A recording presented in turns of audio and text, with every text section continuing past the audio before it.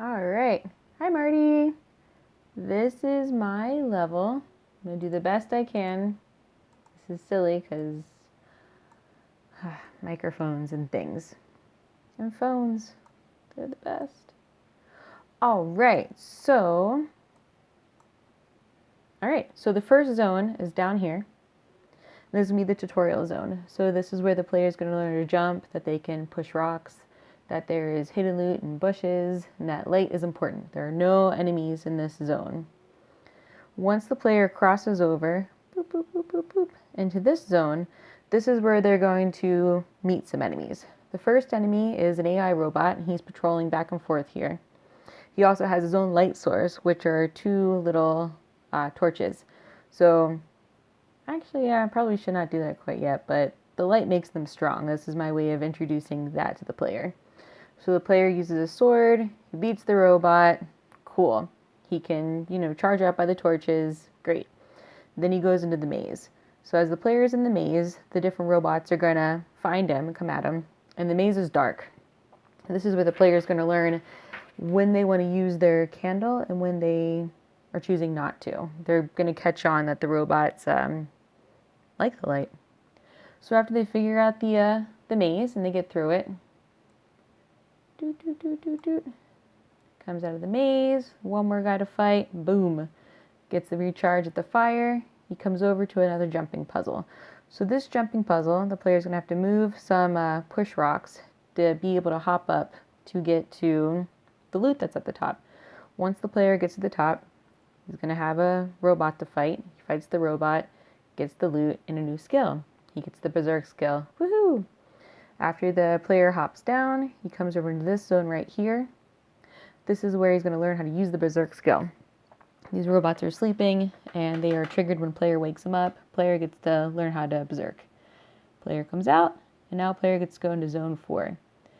So player goes across the bridge, sees the light. Oh, it's so beautiful, I love light. Well, so do robots. So he fights his first cluster right here, learning Berserk mode. Fights the one individually, not a big deal. Berserk gets charged. Okay, can do the Berserk again.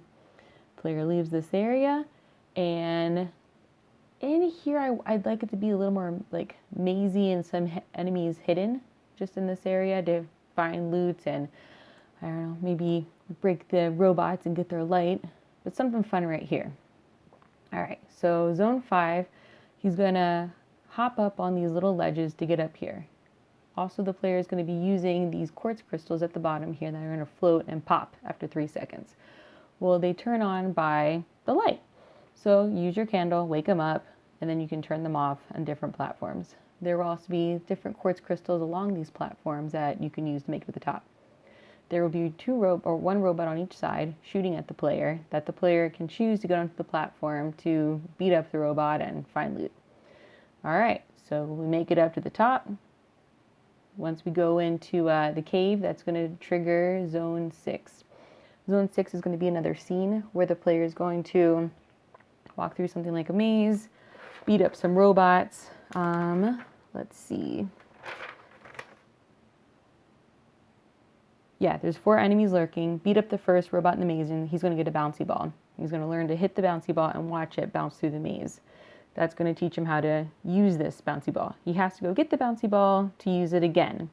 So that's kind of fun because he has to, if there's robots that weren't hit by the bouncy ball, either knocked down or broken, he's going to have to fight them. So after he goes to the maze, he gets to the room. In the middle of the room, there's a platform that has the red crystal on it. So the player is going to use the ball and hit the platform and knock the crystal down. While the ball is recharging, because he's probably not going to knock it down the first time, that's whenever he's going to be hitting other robots. So once he gets the crystal, he can use the knockback that the crystal gives him in the sword. So now a player has knockback and berserker mode and ball whenever the ball is recharged and he has it again. So he's going to leave the cave. Boop, boop, boop, boop. And there's another maze. So he leaves the maze and there's another climbing puzzle here. And these platforms, you can, again, use the quartz. You can hop up on the platforms, but there are robots dropping bombs or bricks or something down you have to be aware of while you're getting up this jumping puzzle. So we enter the maze. There's going to be about 12 to 15 enemies in this zone, and they're going to be lurking. Some are in the dark, some are in the light, some have their own little glowy light. But this is where we can play with the bouncy ball, bounce it off the walls. We can berserk mode if we can maybe even rally the robots to be together in a group. Normal fighting with the sword. Cool. All right. So then the player is going to come down here. Boop, boop, boop, boop. A downward jumping puzzle. This one, the platforms are going to be kind of in a pattern timer going in and out of the wall.